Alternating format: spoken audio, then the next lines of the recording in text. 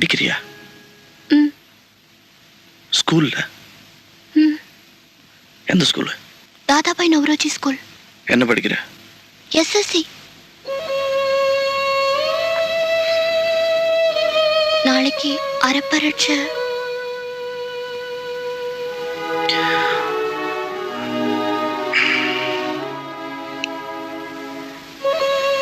நீங்க போயிட்டீங்கன்னா வேற யாரையாவது அனுப்பிச்சிருவாங்க.